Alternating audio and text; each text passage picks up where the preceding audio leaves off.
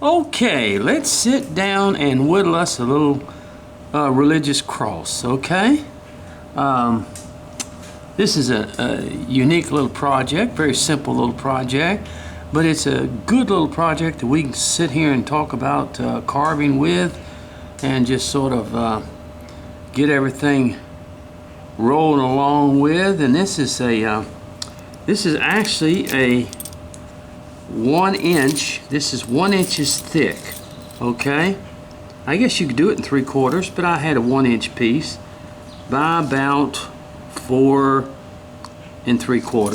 So we're going to do this little piece today as we talk about whittling, as we talk about carving, as we talk about those things, and share with you what we need to know and what we need to learn. I hope everybody's having a good day today. It's very hot here in Texas. It's been getting up in the 90s. This is not unusual for us in this area around here, but it is, you know, it does get up pretty hot around here and everything. And as you can see, I've got everything kind of drawn out here how I want it. And this is a little cross with the purple robe going around it. In other words, sort of an Easter type gift or whatever. But you could use something like this, and it doesn't have to be for Easter. It can just be on a tabletop or whatever. In other words, as we go along. And we'll just think about some subjects to talk about. And of course, this is your cross right here. This is all part of the cross. All this right in here. This right here. This right here. This right here. And this right here is all your cross, in other words. So you're going to bring all that kind of back so that can stay over. But we had a very sad thing happen in this area just recently. And when you live in a place around water and stuff like that, you of course deal with these type of things. But a young man, 14-year-old boy, lost his life on the Natchez River out here, and he was fishing with a friend, loved to fish, and there ain't nothing better in the world than a 14-year-old boy who loves to fish. And he was with an 18-year-old, and the 18-year-old wanted to. Now, those of you that are familiar with boats, my dad and we used to do this all the time. We had a wooden boat, and a lot of times you have a plug in a boat. You always have a plug. Always want to put a plug in a boat because you'll sink it if you don't. All boats have plugs in them, and you pull that plug out a lot of times. We used to pull it out when we would start home and let the water drain out so that you wouldn't have so much weight on the bottom of the boat as you're traveling and stuff like that.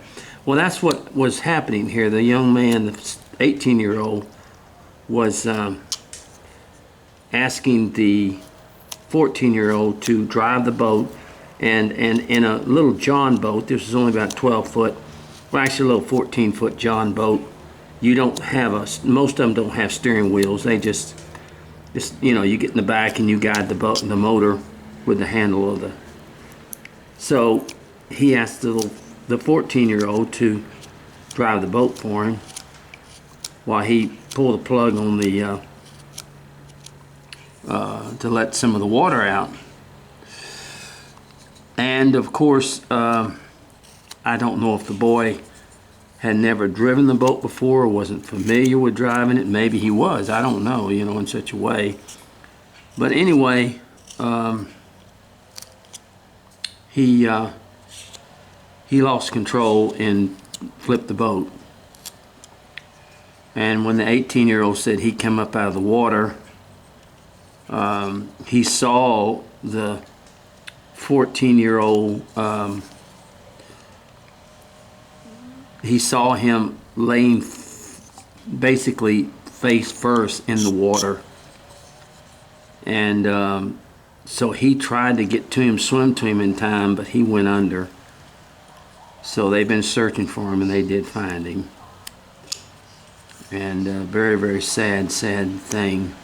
I don't mean to start off with all this kind of stuff, but I mean, this was a young boy that went to our schools down here and stuff, and just a very, very sad time for this area whenever anything like this, you know, happens to a parent.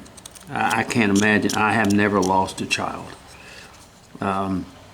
Everybody knows I've lost a wife at a very young age, but not a child, and I know that it's a special kind of pain when you lose a child, but especially a young man like that. His name was Connor, and just very sad. Just very, very sad situation that went on. Anyway, just very terrible. But anyway, that was a very sad thing that happened. But when you're around these areas, people do a lot of fishing on the Gulf Coast here. And that's along Mississippi, Alabama, all that stuff. There's a lot of fishing that goes on. And so, you know, young kids like to get out in their little small boats. Most of them don't have large boats. And a lot of those boats, they're easy to turn over. Aluminum boats, most of them are made out of aluminum or some type of steel. And very easy to turn over. And for some reason probably the motor kicked up or did something like that if he didn't do wrong, and obviously he must have hit his head or whatever, but I can't imagine what the 18-year-old was feeling when he tried to save him, and couldn't do it. So just terrible, just really, really terrible. I'm sitting here talking, and no,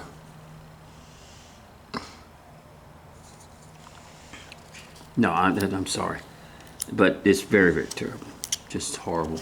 Anyway, on a second note, I mean, those are things that occur. We've had those things definitely occur, and people are just, you know, really, really torn up by them. And so a family has lost a little 14-year-old, and just really, really sad. Very, very sad. So prayers for the parents and what they must be feeling right now. But you know, we just have to realize that this happens, that our lives can be happen anytime. We've seen a lot of boating accidents. In fact, we had every year they have what's called racing, or river, Natchez on the river, and they have race boats. And they have racing boats and stuff like that, and I mean, it's a show that they put on. And this year, one of the contestants lost control and was killed. So it can happen so much. It can happen, and it's very sad.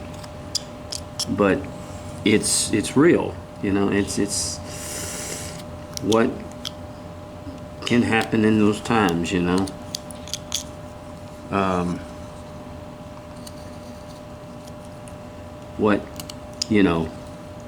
So we never know. Just the main thing is that we know that when we do leave this earth, that we do know where we're going, you know. That's the most important thing of anything. And see, I've got this cut out. I'm slowly working with it. So I hope this 14-year-old knew the Lord, and that his life is in heaven right now with the Lord, you know. And it's just sad. I know losing my wife was a terrible thing, and so anyway, we won't continue with this. But I mean, it's just it can happen so quickly. All right, see how we're getting this done. In other words,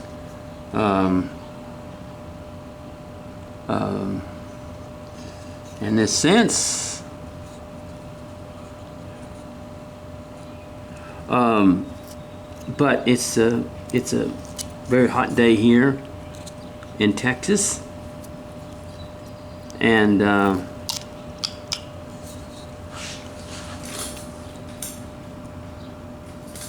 sorry, I had to just, my back was giving me a little, I had to kind of get up and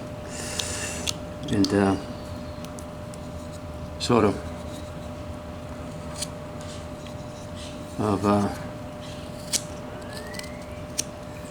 but let's see, what can we talk about when it comes to carving? Well, there's several things we can talk about. Most of the carvers are getting to where now they cover a lot of different subjects, and a lot of those subjects, by the way, this is only going to be this is not going to be three-dimensional. It's going to be just one-dimensional. A lot of carvers, I have some questions on my Let's Talk Carving today concerning knives and concerning the fact that what type of knife do you use. I try to throw those questions out there to people to sort of just make them think about what they prefer or what they like as far as working with carving knives or with carving implements or tools or whatever it is, because it's important for all of us to sort of have a plan. And the reason I say have a plan is kind of listen before, kind of do some research as to find out what it is that you specifically want to do. We've talked about this before, where you can just start out not researching and just spend a lot of money. Just spend a whole heck of a lot of money on something that that you may not like. So, and every year people spend probably billions of dollars on things that they're not going to do. Things that they're really not all that much interested in. And so what they end up doing is they just end up spending a lot of money. And a perfect example, as we say, exercise equipment. You know, at one time, now it's not as prevalent now, but at one time, exercise equipment, when everybody wanted to get healthy, I mean, you just had gobs and gobs of videos. I mean, and people wanting to sell you. Now it's a Peloton, or you know, one of these equipments that you can lose weight by, and people were just buying it like crazy, you know, to stay healthy. But the problem is they were spending all this money, and it would, you know, then they get home and start all that stuff, and that'd last about a month or two, and then it would be, you know, you'd be hanging clothes on it. And I mean, we're not talking about things that are, you know, a few $100s. We're talking about things that are a few $1,000s. And it's the same thing with carving or anything like that.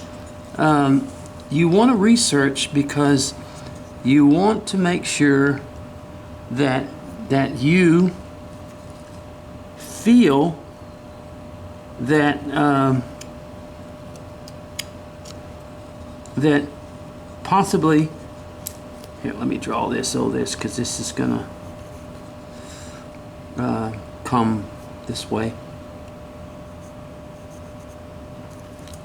You want to make sure this is what you really want to do, because you can spend a lot of money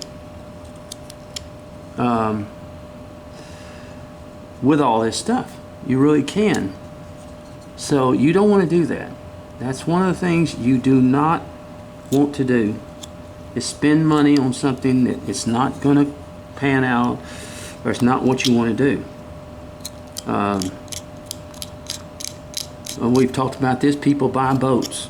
People go and they finally have enough money to buy their own boat, and they go buy the boat, and they have to spend so much time working to pay for it that it sits in the side of the house, and nothing ever gets done. So it's not that it's not all right. It's just that it's, why do you do this? Why would you spend this much money thinking that? I've done it. I'm not talking to you. I've done it myself. You know, I've spent money on hobbies and stuff because we seem to be bored with all those things. So when it comes to wood carving, get you a knife, get you a couple of small, that's all I use anyway, get you a couple of small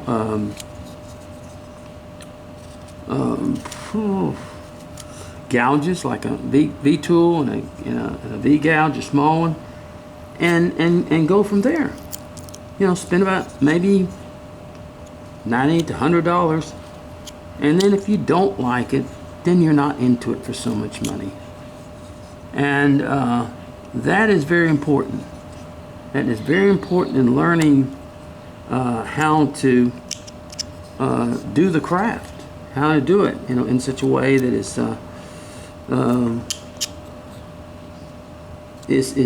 you know, is that way. Now, as you see, we're slowly getting that there, getting it down. So we're going to just come down here and just kind of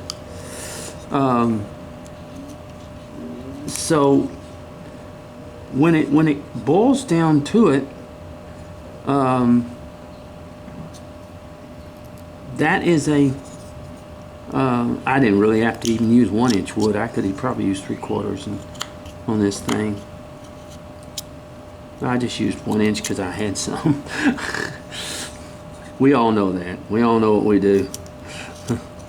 We have some scrap left over and we can make something out of it. We definitely make something out of it. So we like to do that, in other words. But yeah, always look to see if you really are interested in doing something, so that you don't have to spend a lot of money, and that you will enjoy doing this type of hobby. And let me tell you something, wood carving, you say, well, you can't get that. Yeah, you can spend a lot of money in wood carving. Now, the way I carve, no. I mean, I'm a knife carver, but yeah, you can keep buying knives. There's a lot of collectors out there that buy a lot of knives, and I know they collect knives and they collect those type of things. And so, can you spend a lot of money? Sure. Sure you can. You can spend a whole lot of money, and there is really no need to. There's really no need to spend that kind of money and get it, you know, situated like that. It's best just to go ahead and find out what you like. But if you don't like carving, or if you just, another thing too, are you willing to invest your time in carving? A lot of people want to carve, but they don't have the time to do it. And people go, oh, well, you got to find the time. Well, I know a lot of people, they really have children, they're invested in those kids, and that's what you should be invested in. You should be invested in your children. So they carve, but they just don't carve that much. So you don't want to have a lot of money invested. Like I said, I can show you with $90 or whatever it is that you can have a good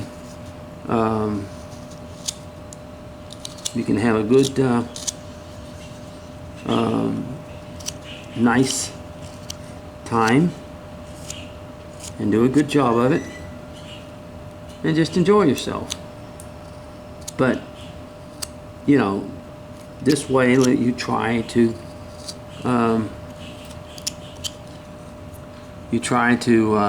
not put out too much money or time into something.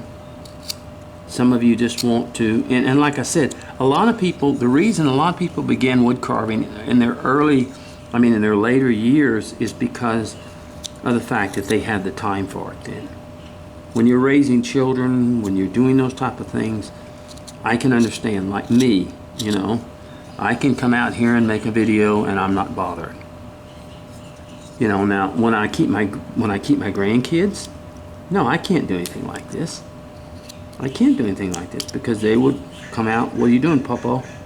You know, and all this other stuff, and interrupting the session and all that other stuff. So all that stuff begins to come about as most people, as they get older. So, you know, I've heard a lot of people, well, if they want to do it, but once again, we have to understand, hey, they're taking care of their kids. Your kids are the most important thing. So you do not want to involve a lot of money into something that maybe you're just going to carve once a month or things like that. I told you the story of, I talked to a teacher one time, a wood carving teacher, and he says these guys come up there to take a class, and they'll have these toolboxes, or actually they're tool chests. I mean, just full. You know, they'll have 10 carving knives and all kind of gouges and all kind of stuff like that, and they'll come to take a class. And there's nothing wrong with that, okay? There's nothing wrong with that. I'm sorry, my neighbor, he's using one of those little saws. But